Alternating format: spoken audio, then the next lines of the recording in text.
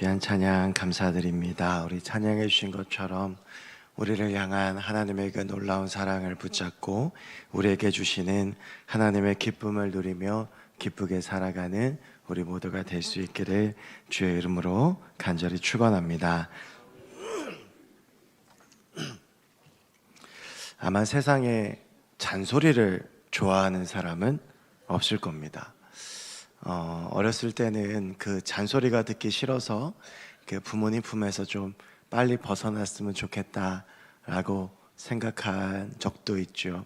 제가 이제 청년 사역들을 하다 보면 우리 청년들이 독립하는 청년들이 있어요. 그러면 그 독립하는 청년들한테 좋냐고 물어보면 보통 그렇게 답을 합니다. 좋기도 한데 힘들기도 하다. 근데 좋은 이유는 부모님에게서 떠나서고요. 힘든 이유도 부모님을 떠나서입니다. 이제 부모님하고 같이 있을 때에는 이런저런 잔소리들을 듣다 보면 좀 싫을 때가 많이 있죠. 제가 중학교 때 그런데 저희 아버지께서 몇 번씩이나 그런데 돌아가신 할아버지의 잔소리가 그립다라고 하는 말씀을 했던 것을 기억을 합니다. 그런데 그때는 제 중학교 때니까 한참 잔소리에 시달리고 있을 때라 공부해라, 방 치워라, 밥 먹어라, 일찍 들어와라, 교회 좀 그만 가라, 뭐 이런 잔소리에 시달리고 있을 때라 잔소리가 그립다라고 하는 그 말이 잘 이해가 되지는 않았습니다. 보통 중학교 때는 그 잔소리를 피해서 도망가고 싶으니까요. 그런데 어느덧 제가 그 말을 하던 아버지의 나이가 됐거든요. 근데 그러고 났더니 이제 아버지의 말씀이 조금 이해할 수 있을 것 같습니다. 제가 작년 4월에 김해에 내려와서 서울을 2번 올라갔습니다. 근데 그 2번 올라가서 저희 아버지, 저하고 아버지하고 평소에 막 대화가 남자 대 남자니까 많지는 않거든요. 공감하시는 분들이 있을 겁니다. 그래갖고 많지는 않은데 거의 새벽 2, 3시까지 그 대화를 나누었습니다. 그런데 이제 그 대화를 나누면서 생각하는 건 제가 그래도 40이 넘었는데 40이 넘어도 아들은 아들이구나. 그냥 거의 다 잔소리죠. 뭐 살 좀 빼라, 교인들하고 싸우지 마라, 사역 열심히 해라. 예전 같으면 그런 잔소리들이 듣기가 조금 언짢거나 귀에 거슬릴 수도 있었을 텐데, 그런데 그때 올라가서 이렇게 밤새 아버지 어머니하고 대화를 나누는데 그 잔소리들은 썩 듣기가 괜찮았습니다.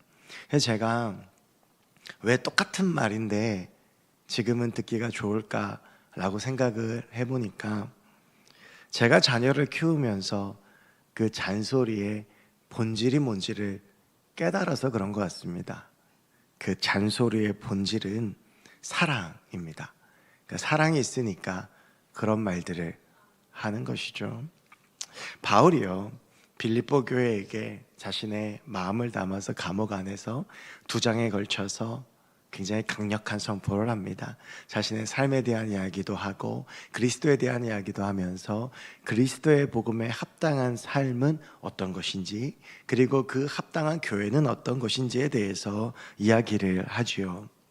그리고 나서 그 편지를 전달할 에바브로디도에 대해서도 아주 길게 왜 에바브로디도가 디모데 대신 이 편지를 가지고 가야 되는지까지도 이야기를 합니다. 여러분, 편지가요, 하고 싶은 이야기가 끝났고 이 편지를 가지고 가야 되는 사람에 대해서도 이야기가 끝이 났습니다. 이제 편지는 다 끝난 것이죠. 그래서 바울도 오늘 본문 3장 1절을 보면 끝으로 라고 하는 말을 하고 있습니다. 여러분, 그런데요, 이 빌립보서를 받아들고 있는 빌립보 교인들이 이 끝으로라고 하는 단어를 보면서 좀 황당했을 것 같다라는 생각을 합니다. 여러분, 지금처럼 뭐 이메일을 쓰거나 종이 몇 장에다가 이렇게 편지를 써서 봉투에 넣는 것이 아니고 이 당시에는 이렇게 긴 파피루스 같은 데에다 써서 그걸 돌돌돌 말아가지고 이렇게 들고 가잖아요. 그래서 쫙 펼쳐놓고 편지를 읽는데요, 편지를 읽으면서 뭐 은혜도 받고 또 반복되는 말 가운데에서 또 이런 이야기가 나오는구나 라고 생각했을 텐데, 끝으로라고 하는 말이 나오는데 보니까 읽은 만큼 분량이 더 남은 거예요. 이게 끝으로 그러면 이제 이 편지가 끝이 나야 되는데 지금 써온 것만큼 앞으로 더 쓸 건데 여기다 끝으로라고 말을 하니까 빌립보 교인들 입장으로서는 나 노인네 할 말도 많네, 뭐 이렇게 생각하지 않았겠습니까? 잔소리로 여겨졌을 것 같아요. 제가 이 말을 이제 보다가 어떤 장면이 생각이 났냐 하면, 왜 그 엄마가, 저희 아내도 이제 그럽니다만, 그 아이를 학교에 보낼 때요, 아이는 듣는 둥 마는 둥 하는데 엘리베이터 탈 때까지 뒤통수에다 대고 이야기를 합니다. 계속 뒤통수에다 대고 막 얘기를 하면 그 애들은 뭐 듣는지 마는지 그냥 가고 가는데, 이제 그 마음이 뭐냐 하면 정말 이 말은 꼭 해야 되는 거예요. 이제 보내야 되고 끝내야 될 건 아닌데 이 말만큼은 꼭 해야 되겠다라고 하는 말이고, 하다 보면 그 아이를 사랑하는 마음, 그 자녀를 사랑하는 마음, 바울의 마음에선 빌립보 교회를 사랑하는 마음으로 그 말이 계속 이어졌던 것이죠. 여러분, 빌립보 교회는요 참 아름다운 교회였습니다. 그래서 아주 작은 교회였음에도 불구하고 감옥에 있는 바울을 돕기 위해서 에바브로디도를 보내고, 그 에바브로디도 편에 바울을 도울 만한 물질들을 보내서 바울을 도왔던, 바울의 입장에서는 그냥 생각만 해도 참 기분이 좋은 아름답고 귀한 교회가 빌립보 교회였는데요. 그런데 이 땅에 있는 모든 지상 교회들은 어쩔 수 없는 한계가 있고 어쩔 수 없는 문제들이 있습니다. 빌립보 교회 안에도 그런 문제들이 있었고, 바울은 이제 이 편지를 마무리하면서 그 빌립보 교회들의 문제들을 생각하면서 높아심과 좁아심과 또 사랑의 여러 가지 권면들이 생각나며 그 말들을 해나갔던 것이죠. 오늘 본문 1절을 보면, 오늘 본문 1절이 제가 방금 말씀드렸지만 끝으로라고 하는 말로 시작을 합니다. 이제 바울이 빌립보 교회에게 하고 싶은 마지막 말을 하는 거예요. 여러분, 여기서 끝으로라고 하는 말의 헬라어 원어가 로이포이라고 하는 말인데, 이 말의 원래 뜻은 남아있는 사람들이라고 하는 뜻입니다. 그러니까 이제 바울이 할 이야기 다 끝내고 이제 내가 너에게 마지막으로 하는 남아있는 말은 이것이다 라고 하는데, 그 말의 핵심이 3장 1절입니다. 끝으로 나의 형제들아 주 안에서 기뻐하라. 바울이 빌립보 교회에게 마지막으로 선언하고 싶은 말은 무엇이냐 하면 주 안에서 기뻐하라는 것입니다. 여러분, 그런데 이러한 바울의 권면이 참 대단하지요. 우리가 빌립보서 안에서 이러한 기쁨에 대한 권면들을 많이 보아왔고 그 분위기를 느꼈기 때문에 기쁨이라고 하는 말을 들으면 예사처럼 들릴지 모르겠습니다만, 바울은 지금 감옥 안에 있습니다. 감옥 안에서 죽음을 기다리고 있습니다. 여러분, 여기서 기뻐하라라고 한 이 권면은 자기가 기쁠 수 있기 때문에 다른 사람들에게도 기뻐하라라고 말할 수 있는 것이죠. 여러분, 지금 바울은 감옥 안에 있지만, 죽음을 기다리고 있지만 그 상황에 매이지 않고 기쁜 것입니다. 여러분, 우리 그리스도인들이 누리는 기쁨의 특징은 무엇인지 아십니까? 상황에 따라서 기쁘거나 안 기쁘거나 한 것이 아니라 우리는 항상 기뻐하는 기쁨을 소유한 사람들이라는 것입니다. 때로는 살아가다가 어려움도 있고 힘듦도 있고 여러 가지 아픔과, 여러분 어떻게 그리스도인이라고 늘 행복하고 기쁜 일만 있겠습니까? 때로는 직장에서, 가정에서 여러 가지 일들로 기쁘지 않은 일도 있고 힘들 수도 있지만, 우리가 가지고 있는 기쁨의 본질은 그 상황에 매이지 아니하고 항상 기뻐할 수 있다라고 하는 거예요. 여러분, 이게 바울이 선포하고 있는 기쁨입니다. 그래서 그는 데살로니가전서 5장에서 데살로니가 교인들에게 항상 기뻐하라라고 선언할 수 있죠. 여러분, 그런데 그 항상 기뻐할 수 있는 것의 핵심은 무엇이냐 하면, 그 근원은 무엇이냐 하면 주 안에서라고 하는 것입니다. 상황에 매이는 것이 아니라 우리가 예수 안에 있으면 어떠한 상황에 있든지 간에 기뻐할 수 있다라고 바울이 선언하고 있는 것이죠. 오늘 바울은 빌립보 교인들에게 그 말을 하고 있는 겁니다. 빌립보 교인들아, 너희가 어떠한 상황에 있든지 간에 주 안에서 기뻐하기를 원한다. 그런데 이 말이 조금 길어져요. 너희에게 같은 말을 쓰는 것이 내게는 수고로움이었고 너희에게는 안전하니라. 지금 이 말이 앞서도 했던 말이고 앞으로도 반복될 말이라는 거예요. 그런데 이 말을 너희한테 쓰는 것이 결코 내게 수고롭지 않고 내가 아무리 100번 말해도 내 입이 아프지 않고, 그리고 이 말을 계속해서 너희한테 이야기하는 것은 너희가 이 말을 듣는 것이 안전한 것, 너희가 이 말을 들어야만 하기 때문이다 라고 하는 것이죠. 아마도 바울은 주 안에서 기뻐하라고 이 말을 쓰면서 제 생각인데 이 말이 조금 길어지리라고 생각했던 것 같습니다. 그것은 주 안에서 기뻐하기 위해서 필리포 교인들이 해결해야 되는 문제를 바울은 알고 있었기 때문입니다. 여러분, 이어지는 2절 본문은 우리 같이 한번 좀 읽어볼까요? 2절입니다. 시작. 개들을 삼가고 행악하는 자들을 삼가고 몸을 상해하는 일을 삼가라. 아멘. 여러분, 이 2절을 보면 1절하고 분위기가 완전히 바뀝니다. 1절은요 참 사랑이 느껴지는 이야기예요. 형제들아, 얼마나 따뜻하게 부릅니까? 주 안에서 기뻐해라. 내가 너희를 위해서 이 말을 계속 쓴다. 그런데 2절의 첫 단어가 뭐냐면 개들을 삼가라는 겁니다. 여러분, 여기서 말하는 개들은 사람들을 말해요. 그 당시에 가장 혐오하는 사람들, 그리고 가장 피해야 되는 존재를 개들이라고 불러서 유대인들이 흔히 이방인들을 개들이라고 불렀습니다. 여러분, 오늘 바울이요 개들을 삼가라, 너희에게 해악을 미치는 사람들을 삼가라고 하는 거예요. 바울의 굉장히 강력한 경고이죠. 그 개들 때문에 너희가 기뻐하지 않는다라는 거예요. 그 개들 때문에 너희가 기쁨을 뺏기고 그 개들 때문에 너희가 주 안에 있지 않는다라고 하는 것인데, 그럼 과연 그 사람들은 어떤 사람들이길래 바울이 이렇게까지 이야기하냐 하면 행악하는 자들을 삼가고 몸을 상해하는 자들을 삼가라 라고 하는 것이죠. 바울이 분노에 차서 너희들이 경계해야 된다라고 말하는 사람들은 결과적으로 어떤 사람들이냐 하면 몸을 상해하는 사람들이라는 겁니다.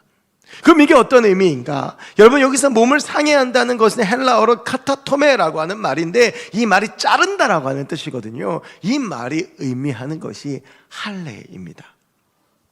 여러분, 우리가 빌립보서 1장과 2장을 통해서 바울이 분명하게 선언하는 복음의 핵심을 들었습니다. 복음은 무엇이냐 하면 우리 주 예수 그리스도께서 하나님과 동등됨을 취할 것으로 여기지 아니하시고 하늘 보좌를 버리시고 종의 형체를 가지고 이 땅 가운데 오셔서 십자가를 지고 돌아가심으로써 우리의 죄를 담당하셨는데 하나님께서 그를 살리셔서 높은 곳에 세워주셨고 우리가 그 주의 영광을 보고 부활한 주님을 바라보며 우리가 구원을 받고, 그래서 그 복음에 합당한 구원자로서의 삶을 살아가야 된다고 하는 것이 빌립보서 1장과 2장의 내용이었어요. 여러분, 그런데 이렇게 선언하는 가운데에 지금 빌립보 교회 안에 어떤 사람들이 있냐 하면 그리스도의 복음 외에 할례를 받아야만 구원을 받는다라고 주장하는 사람들이 있었다라고 하는 거예요. 그리스도의 복음은 복음인데 우리가 구원을 받으려면 우리도 유대인들처럼 할례 받아야 된다라고 주장하는 사람들이 있었다라고 하는 것이죠. 여러분, 이게 재미있는 것은요, 할례는요 유대인들의 전통입니다. 할례 받아야만 구원을 받을 수 있다라고 주장했던 사람들은 유대인들이었어요. 여러분, 근데 빌립보라고 하는 이 지역은 유럽의 마게도니아의 첫성입니다. 그러니까 빌립보 교회를 이루고 있는 사람들은 대다수가 다 이방인들이었다라고 하는 거예요. 그런데 그들이 할례를 받아야 한다. 할례를 받지 못하면 우리는 구원받은 자도 아니고, 할례를 받지 못하면 우리 하나님의 사람도 아니고, 할례를 받지 못하면 우리 이방인들에게 소망이 없다라고 생각하며 기뻐하지 못하고 기쁨을 빼앗기고 예수 안에 살지 못하는 자들이 있었다라고 하는 거예요. 오늘 바울이 그들을 삼가라, 그들을 피해라, 그들의 이야기를 듣지 말아라, 그러면서 너희가 주 안에 있어야 된다라고 권면하고 있는 것이죠. 여러분, 오늘 바울은요 이 빌립보 교인들에게 그러한 할례파들을 경계하면서 해야 될 것 3가지를 이야기합니다. 이것들을 회복할 때에 너희 안에 주 안에서의 기쁨이 회복되어지고 너희가 복음을 붙잡고 살아갈 수 있을 것이다 라고 하는 것인데, 그게 3절에 나오거든요. 첫 번째가 무엇이냐 하면 하나님의 성령으로 봉사하며 입니다. 그러니까 할례에 집착하지 말고 하나님의 성령으로 봉사하라라고 하는 말입니다. 여러분, 그런데 우리가 이 말씀을 잘 이해를 하려면 이 봉사하라라고 하는 말의 뜻을 잘 알아야 돼요. 이 봉사하라라고 하는 말의 헬라어는요 라트테오라고 하는 말인데, 이 말의 원래 뜻은 예배하다라고 하는 겁니다. 그러니까 할례를 붙잡지 말고 무엇을 해야 되냐 하면 하나님의 성령으로 예배를 드려야 된다라고 하는 겁니다. 여러분, 우리가요 사도행전에서도 그렇지만 계속 반복되는 이 할례 문제를 다룰 때에 이 할례가 무엇인지를 조금 정확하게 이해할 필요가 있어요. 여러분, 이 할례는요 하나님께서 아브라함에게 명령하신 겁니다. 이 할례를 하나님께서 아브라함에게 명령하신 내용이 창세기 17장에 나와요. 하나님께서 아브라함을 약속의 백성으로 불러주시고 그를 약속의 땅으로 인도하시면서 그에게 너 할례 받아야 돼 라고 말씀을 하시는데, 그 말씀이 창세기 17장 9절부터 11절까지예요 근데 여러분, 제가 읽어드릴 테니까 이 말씀 한번 잘 들어보십시오. 하나님이 또 아브라함에게 이르시되 그런즉 너는 내 언약을 지키고 내 후손도 대대로 지키라. 너희 중 남자는 다 할례를 받으라. 이것이 나와 너희와 너희 후손 사이에 지킬 내 언약이니라. 너희는 포피를 베어라. 이것이 나와 너희 사이에 언약의 표징이니라. 여러분, 지금 17장 9절부터 11절까지가 하나님께서 너 할례를 행해라고 하시는 말씀이란 말이에요. 그래서 10절에 보면 너희 중 남자는 다 할례를 받으라라고 명령하세요. 여러분, 그런데 정작 9절부터 11절까지 해서 할례보다 훨씬 더 많이 나온 단어가 하나 있습니다. 무엇입니까? 언약입니다. 하나님께서요 아브라함에게 너는 내 언약을 지키고 내 후손도 대대로 지켜라. 그리고 너희 할례를 받아라. 이것이 나와 너희와 너희 후손 사이에 지킬 내 언약이다. 그것이 언약의 표징이다. 여러분, 하나님의 언약은 무엇입니까? 하나님께서 아브라함을 부르셔서 말씀하셨죠. 내가 너에게 복을 주겠다. 넌 복이 될 것이다. 저 하늘의 별처럼 자손들이 빛나게 될 것이고 너희는 내 백성이 될 것이다. 그리고 나는 너의 하나님이 될 것이다. 그 언약의 표징으로 내가 너한테 한 가지를 지시하겠는데 너 할례 받아라. 여러분, 그러면 중요한 것은 할례입니까? 언약입니까? 언약입니다. 할례는요 그 언약을 드러내는 표징일 뿐인 거예요. 여러분, 그러니까 할례를 받지 않아도 구원받는다는 말이 성립한 겁니다. 우리의 마음 가운데에 하나님에 대한 언약의 확신이 있다면, 내가 하나님의 백성이고 하나님이 나의 하나님이시라고 하는 그 고백이 있다면 할례 같은 건 필요가 없는 거예요. 인간들에게 너희들이 내 언약 잊지 마라. 그러려면 너희 몸에 새겨야 되니까 너희 몸에 새겨줄게. 그러니까 그 몸의 표징을 볼 때마다 너희 가운데 향한 내 언약을 잊지 말라고 주님께서 허락하신 것이 할례라고 하는 거예요. 여러분, 예수 그리스도께서 이 땅 가운데 오시면서 우리의 죄를 해결하셨고 하늘로 승천하시면서 우리에게 약속하신 것이 하나 있습니다. 그게 보혜사 성령이잖아요. 그래서 우리 가운데 성령이 계시니까, 그 성령이 우리의 구원을 확신시켜 주시니까, 그 성령이 우리와 동행하시니까, 하나님이 우리와 함께 하시고 그 성령이 내 안에 계셔서 하나님이 내 안에 계신다라고 언약이 이루어졌기 때문에 우리에겐 더 이상 할례가 필요 없는 거예요. 여러분, 하나님께서도요 구약에서 이 할례에 대해서 이렇게 말씀하십니다. 신명기 10장 16절이에요. 그러므로 너희는 마음에 할례를 행하고 다시는 몸을 굳게 하지 말라. 우리가 정말 할례를 받아야 되는 곳은 어디입니까? 마음이라는 거예요. 예레미야 4장 4절이요. 유다인과 예루살렘 주민들아, 너희는 스스로 할례를 행하여 너희 마음 가죽을 베고 나 여호와께 속하라. 그리하지 아니하면 너희 악행으로 말미암아 나의 분노가 불같이 일어나 사르리니 그것을 끌 자가 없으리라. 여러분, 이스라엘 백성들이요 요즘 우리가 새벽에 에스겔 말씀을 나누고 있습니다. 망하지요.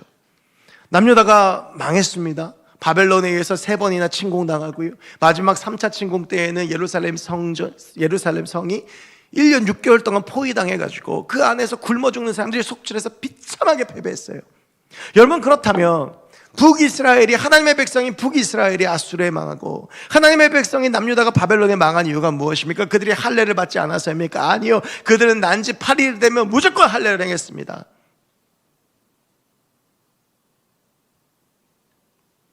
그들은 하루에 2번씩 아침 저녁으로 정한 번제를 드렸어요. 번제가 오늘의 예배거든요. 그런데 그들은 망했습니다. 왜 그렇습니까? 마음에 하나님이 계시지 않았기 때문입니다. 여러분, 우리에게 중요한 것은 무엇입니까? 겉으로 드러나는 할례? 중요하죠.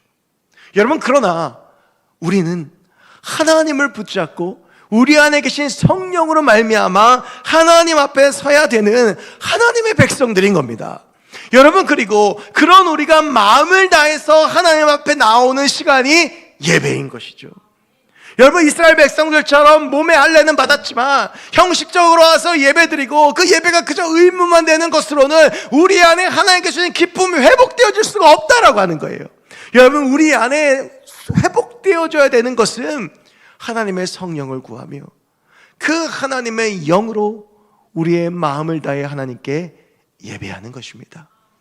여러분, 우리가 하나님이 주신 기쁨을 빼앗기지 않고 살기 위해서 우리 가운데 가장 먼저 회복되어야 되는 것은 예배라고 하는 거예요. 그냥 몸만 와서 드리는 예배가 아니라, 의무감에 와서 드리는 예배가 아니라, 하나님을 사모하고 하나님의 성령을 구하고 내 안에 오실 하나님을 구하며 이 예배 가운데 나와서 내 삶을 주 앞에 드리고, 그리고 그 가운데 임하신 하나님의 능력이 내 안 가운데 임하고 그 하나님의 성령이 내 안에 가득 채울 때에 내 영혼이 은총 입어 중한자진 벗고보니 내 주 예수 계신 곳이 그 어디나 하늘나라. 그 고백이 우리 안에 가능하게 되는 것이죠. 여러분, 저는 우리의 예배가 회복되어지길 소망합니다. 우리의 예배가 회복되어지고 우리가 온전히 하나님을 바라보고 그 하나님의 성령이 우리 가운데 계셔서 정말 우리가 뜨겁게 하나님을 예배하고 하나님을 높이고 우리가 하나님 앞에 나아갈 때에 그 하나님의 놀라운 은혜가 우리 가운데 임할 줄로 믿습니다. 어제 이제 청년부 수련회 집회가 있었습니다. 근데 이번에 수련회 집회를 할 때 감사한 건 청년들뿐만 아니라 중등부, 고등부 학생들이 같이 와서 예배를 드리는데 제가 그래서 지금 목이 좀 많이 아파요. 어제 7시에 시작해서 예배가 10시 반에 끝났거든요.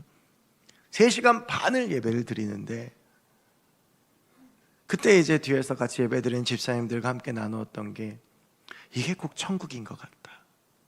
정말 아이들이 눈물을 흘리며 찬양하고 말씀 듣고 하나님 앞에 결단을 다짐하고 헌신을 다짐하고 그러고 나서 하나님 앞에 예배 드리는데요, 어디 가서 일부러 하라고 해도 그렇게 못할 겁니다. 그러니까 오죽하면 그 가운데 너무 기뻐서 채통을 지키느라 여태까지 한 번도 찬양하면서 뛴 적 없는 저도 뛰어가지고 그러다 저마저 햄스트링 나갈까 봐 뛰다가 말았는데, 여러분, 우리의 예배가 그렇게 하나님 앞에 충만한 예배가 되어야 합니다. 우리가 우리의 삶을 주 앞에 온전히 드리고 우리가 하나님 앞에 예배할 때에요, 여러분, 우리는 이 예배 가운데 주 안에서의 기쁨이 무엇인지를 깨닫게 됩니다. 하나님의 그 능력을 깨닫게 됩니다. 하나님의 그 놀라운 성령의 기름 부으심을 깨닫게 되죠. 여러분, 그러면 그 무엇도 우리에게서 구원의 감격과 기쁨을 빼앗을 수가 없습니다.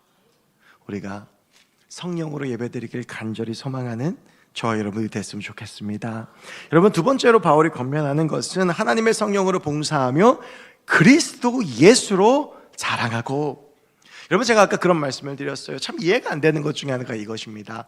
우리가 지금 수요일 저녁에도 예루살렘 회의 사도행전 15장을 한 달 동안 나누었지만 유대인들이 계속 강조했던 게 뭐냐 하면 이방인 너희들 할례 안 받으면 구원 못 받는다였어요. 여러분, 그런데 빌립보 교회는 이방 교회입니다. 바울이 유럽 땅에 가서 세운 교회였어요. 그 교회의 중심은 아무래도 이주한 유대인들이 있다고는 쳐도 이방인들이죠. 여러분, 빌립보라고 하는 도시는 어떤 도시였냐 하면 바울이 2차 전도여행 첫 사역지인데, 루스트라를 지나서 이제 하나님의 부르심 받아 간 첫 사역지인데, 거기서 바울이 당황했던 게 뭐냐 하면 바울의 전도여행의 패턴은 회당에 가서 랍비로서 자기가 복음을 전하는 거였는데 빌립보에서는 회당이 없는 거예요. 그만큼 유대인들의 전통이 약한 거죠. 그런데 그렇게 세워진, 그런 지역에 세워진 빌립보 교회가 할례 때문에 문제를 겪고 있는 거예요. 유대인 중심도 아닌데요. 왜 그랬을까요? 이방인들이요, 할례 받은 사람들이 부러운 거예요. 여러분, 이 유대인에게 있어서 할례는 자랑입니다. 내가 하나님의 백성이다. 이방인들은요, 내가 정말 하나님의 사람일까? 내가 구원받았을까라는 그 불확실성 속에 늘 있죠. 여러분, 우리도 그렇지 않습니까? 우리가 구원받은 하나님의 사람들이지만 늘 그 구원이 흔들리잖아요. 여러분, 그런 마음 들지 않으세요? 우리가 딱 하나님 앞에 기도하면 첫사랑을 경험하고 인격적으로 주님을 만나고 구원의 확신을 가지는 순간이 있죠. 그때 우리 몸에 뭐 표식 하나라도 좀 생기면, 제일 좋은 게 이마에다가 구원 딱 써 있으면, 우리가 이제 딱 보면서 거울 볼 때마다 구원받았구나, 저 사람도 구원받았구나, 조금 잘못 살면 좀 글씨가 희미해지면 열심히 살아야 되겠다. 여기 이제 불교 가면 수계라는 걸 하거든요. 그 수계하면 불 붙은 향을 이 팔뚝에다가 콕 찍습니다. 그럼 여기 조그마한 상처가 생겨요. 그걸 볼 때마다 생각하는 거예요. 난 불교 신자다, 난 불자다. 여러분, 이런 게 할례거든요. 그걸 가지고 자랑하는 거예요. 그러니까 이 빌립보, 이방인들이 빌립보 교회가 할례 받고 싶었던 이유는 뭐 때문이냐면 자랑하고 싶은 겁니다. 나 하나님의 백성이다, 나 하나님께 속한 사람이다. 그거 자랑하고 싶은 거예요. 여러분, 그런데 바울이 이렇게 이야기를 합니다. 4절에서요. 그러나 나도 육체를 신뢰할 만하며 만일 누구든지 다른 이가 육체를 신뢰할 것이 있는 줄로 생각하면 나는 더욱 그러하니. 여러분, 이 말이 무슨 말인 줄 아세요? 자랑하는 걸로 치면 너네 하나 따라올 수 있어? 자랑하는 걸로 치면 너희들 중에서 누구도 나보다 더 자랑할 사람 없다. 이게 무슨 말이냐면, 여러분, 바울에게는요, 오늘 본문을 보면 자랑할 것이 두 가지가 있습니다. 하나는 타고난 게 있고, 하나는 그의 노력으로 된 게 있어요. 타고난 게 뭐냐 하면 이스라엘 족속, 그러니까 난지 8일 만에 할례를 받은 이스라엘 족속이라고 하는 것은 전통 유대인이라고 하는 이야기예요. 그런데 지금 바울이 이 얘기를, 난 베냐민 지파다. 여러분, 베냐민 지파는 이스라엘 지파 12개 중에서 굉장히 특별한 지파입니다. 왜냐하면 이스라엘 야곱의 12아들 중에서, 그 12아들 중에서 지파가 나오잖아요. 그 12아들 중에서 하나님께서 약속하신 땅 가나안 땅에서 태어난 사람은 베냐민밖에 없어요. 특별함이죠. 그래서 여러분, 이스라엘의 첫 번째 왕이요, 베냐민 지파 사람 사울 왕이지 않습니까? 나는 왕족이다라고 하는 거예요. 난 특별한 민족이다라고 하는 겁니다. 율법으로는 바리새인이고 로마의 시민권자예요. 태생이 좋은 사람이에요. 그런데 그 태생에 좋은 사람이 머리도 좋아요. 가말리엘 문화에서 공부했고요, 열정도 있어서 교회를 박해하고, 정말 너희들이 그렇게 흠모하고 되고 싶어하고 부러워하는 유대인 중에 유대인으로 살았던 게 나다라고 하는 거예요. 여러분, 바울은요, 그 당시에 유대인의 시각, 사람들의 시각으로 보면 완벽한 사람입니다. 얼굴 좀 못생겼다는 거 정도? 그거 빼고는요 완벽한 사람이 바울이었어요. 여러분, 그런데 그 바울이 오늘 7절 8절에서 이렇게 고백하죠. 내가 율법으로 흠없는 자지만 그러나 무엇이든지 어떤 것이든지 내게 유익하던 것을 내가 그리스도를 위하여 다 해로 여길 뿐더러 또한 모든 것을 해로 여김은 내 주 그리스도 예수라는 지식이 가장 고상하기 때문이라. 내가 그를 위하여 모든 것을 잃어버리고 배설물로 여김은 그리스도를 얻었기 때문이다. 여러분, 사도행전 9장을 보면 그 자랑할 것 많았던 바울이, 그 유대인으로서의 자부심을 가지고 교회 때려잡던 바울이 예수 그리스도를 만납니다. 그러면서 예수를 만난 다음에 그가 이야기를 해요. 내가 이전에는 내 삶의 유익으로 얻었던 것, 자랑했던 것, 자부심을 얻었던 것, 내 신분, 내 집안, 내 지식 다 해로 여긴다. 여러분, 사람이요 가장 쓸모없는 것을 지칭하는 게 뭡니까? 배설물이잖아요. 야, 이 개똥 같은 놈아, 제일 쓸모없는 얘기 아니에요. 여러분, 바울이요, 내가 그 전에 누리고 있던 그 모든 것들이 다 예수를 만난 다음엔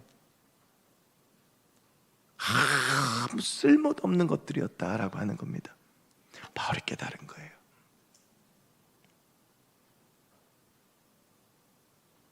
좋은 집안에서 태어나고 돈이 많고 세상의 기준으로 잘 살고 많은 것들을 가져도 예수가 없다면 아무것도 아님을 그가 깨달은 거예요. 그래서 그는 예수 아니고 다른 것은 다 붙잡았던 사람인데 예수를 만나니 그것들을 다 내려놓은 거죠. 여러분, 반대로요, 우리가 세상의 것을 붙잡고 놓지 않으면 예수 그리스도를 붙잡을 수가 없습니다. 마태복음 19장 16절부터 22절까지의 부자 청년의 이야기가 그것이지 않습니까? 그 부자 청년에게 예수님께서 말씀하세요. 너 네가 가진 것을 다 팔아서 가난한 자들에게 나눠주고 너 날 따라라. 그런데 성경에 그렇게 나오죠. 그가 가진 것이 많음으로 근심하여 떠났다. 그는 세상을 선택했습니다. 여러분, 그런데요, 우리가 자랑하는 세상의 것들이라는 것은 어떤 것입니까? 할례 받은 육체요, 죽으면 흙으로 돌아갑니다. 재물이요, 있다가도 없어지는 것이죠. 또 없다가도 있을 수 있는 것이죠. 건강 역시도 그렇고, 우리가 흔히 세상에서 자랑이라고 부르는 것들 중에 영원히 자랑이 될 만한 것이 무엇이 있습니까? 왜 그런 줄 아십니까? 세상의 것은 내 것이 아닙니다. 하나님이 필요에 따라 주시기도 하고 거두어 가시기도 하는 것이죠. 내 것을 내 것이라고 자랑하는 삶이 얼마나 어리석습니까? 여러분, 제가 어렸을 때 저희 아버지가 사업을 하다 망하셨습니다. 그래가지고 어릴 때 대구로 도망을 가가지고 조금 살다가 서울로 올라가서 아버지가 다시 일을 시작하려고 하시는데 살 데가 없었어요. 집을 얻을 돈이 없으니까. 그때 이제 이렇게 뭐 정처 없이 답이 없을 때에 저희 큰이모님께서 두 분 다 공무원이어서 조금 괜찮게 여유 있게 사셨거든요. 그래서 큰이모네에서 저희 가족들에게 작은 방을 한 칸 주셨습니다. 그래서 저는 어렸을 때부터 초등학교 때까지 저희 네 가족은 같은 방에서 살았는데, 이제 초등학교 고학년이 돼가면서 이제 그게 좀 싫은 거죠. 그런데 이제 아이들하고 하교하는 길이었습니다. 근데 전 지금도 기억나요. 아이들하고 하교하다 보면 묻지도 않았는데 꼭 아이들한테 얘기했습니다. 야, 저 집 우리 집이다. 거짓말은 아닙니다. 거의 방 한 칸은 저희가 살고 있었으니까. 여러분, 그런데요, 이게 얼마나 어리석은 거예요. 우리 집이 아니잖아요. 내 게 아니잖아요. 그렇게 사람들한테 자랑한다고 해서 그 집이 내 것이 되는 것도 아니잖아요. 여러분, 우리가 세상의 것을 자랑하는 것이 그런 것입니다. 내 것이 아닌 물질을 가지고 으스대고 자랑합니다. 내 것이 아닌 건강을 가지고 자랑하죠. 여러분, 우리가 또 외모를 자랑할 때도 있습니다. 그런데 하나님께서요, 우리에게 그걸 자랑하지 못하게 50대가 넘어가면 평준화를 시켜주셨어요. 그래서 50이 넘으면 다 그 사람 아무리 젊었을 때 잘생기고 예뻐도 50이 넘으면 다 똑같아요. 그러니까 증거로 20대 사진 핸드폰에 넣고 다니면서 수시로 보여주는 거 아닙니까? 여러분, 이 땅에 영원한 것은 아무것도 없고요, 영원한 것은 단 하나, 예수 그리스도밖에 없습니다. 이 땅이 다 없어져도 오직 하나 남는 건 예수밖에 없습니다. 여러분, 그러니까 우리가 무엇을 붙잡고 살아가야 되겠습니까? 우리 예수 붙잡고 살아가야 됩니다. 우리가 무엇을 자랑해야 되겠습니까? 예수를 자랑해야 되는 것이죠. 나를 자랑하거나 내 가진 것을 자랑하거나, 여러분, 사실 그것도 다 하나님께서 내게 주신 것인데, 여러분, 우리가 그래서 많이 가지지 못했다고 힘들어할 필요도 없습니다. 슬퍼할 필요도 없죠. 어차피 주님께서 지으셔서 흙으로 와서 흙으로 돌아가는 우리 인생, 결국에는 다 사라지면 예수만 남는 것입니다. 그러니 지금 내 삶이 좀 어렵고 힘들어도, 지금 내 삶이 벅차도, 내가 가진 것 없고 내가 지금 얻는 것 없어도 우리 안에 예수만 계시다면 그것으로 충분한 겁니다. 모든 것을 가졌던 바울이 이야기합니다. 내가 다 가져봤는데 예수 말곤 다 헛된 거다. 여러분, 우리 예수만 붙잡고 예수만 자랑하는 저와 여러분들이 됐으면 좋겠습니다. 마지막으로요, 바울이 이렇게 이야기해요. 육체를 신뢰하지 않아야 된다. 여러분, 이 말은 이런 겁니다. 구절을 보면 이렇게 되어져 있죠. 그 안에서 발견되려 함이니 내가 가진 이는 율법에서 난 것이 아니요 오직 그리스도를 믿음으로 말미암은 것이니 곧 믿음으로 하나님께로부터 난 의라. 여러분, 이 말 쉽게 말씀드리면 우리를 구원하신 분은 예수 그리스도이십니다. 내 의로 구원받는 게 아니에요. 여러분, 우리가 무슨 자격이 있어서 구원받는 게 아닙니다. 내가 무슨 자격이 있어서 하나님께 쓰임받거나 내가 무슨 자격이 있어서 하나님의 사람이 된 것이 아니고, 우리가 하나님의 사람이 된 것, 우리가 구원이 된 것은 전적으로 하나님의 은혜예요. 여러분, 그래서 그 은혜를 가지고 우리가 구원받기 위해서 필요한 것이 하나 있는데, 그것이 무엇이냐 하면 믿음이라고 하는 거예요. 우리의 어떠함, 우리의 어떤 잘남, 우리의 그런 육체에 자랑할 것들, 육체에 신뢰할 것 없으니 그런 것들이 우리를 구원한 것이 아니라 오직 하나님의 의로움이. 여러분, 그래서 하나님께서 그 의로움 때문에 예수 그리스도를 십자가에 못 박아 죽이신 거 아닙니까? 그래서 우리를 구원하신 거잖아요. 저 사람 구원받을 만해. 아니요, 여러분, 우리는 그 누구도 구원받을 만한 사람 없습니다. 우리의 육체는 절대 신뢰할 수 없어요. 여러분, 우리는요, 오직 하나님의 은혜로 구원받은 사람입니다. 아무 자격도 없는 우리를 하나님께서 우리를 구원해 주신 거예요. 여러분, 이게 박해자였던 바울의 고백입니다. 스데반을 죽이는데 앞장서고 교회를 박해하고 그토록 하나님을 하나님께로부터 멀어졌던 그 바울이 그 자격으로 따지면 내가 어찌 구원받을 수 있겠냐. 근데 나를 구원하신 분은 하나님이시다라고 하는 겁니다. 여러분, 우리가 자격 없는 것 당연합니다. 우리가 구원받을 만하지 못한 것 당연합니다. 그러니 세리와 죄인들에게 우리 주님이 필요하셨던 것이죠. 여러분, 우리도 오직 주의 은혜로 구원받은 주의 백성인 줄로 믿습니다.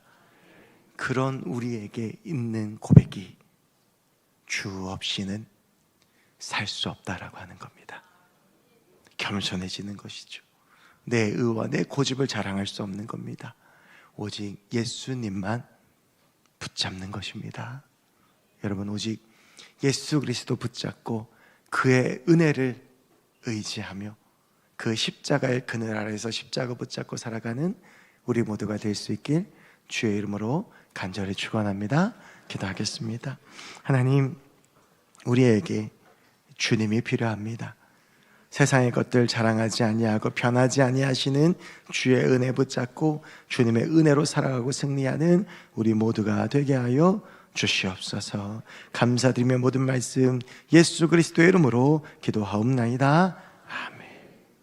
우리 함께 오늘 말씀 기억하시면서 오직 그 십자가에 우리의 소망과 생명이 있음을 고백하며 변하지 않는 예수 붙잡기를 소망하며 우리 무엇이 변치 않아 같이 찬양하시겠습니다.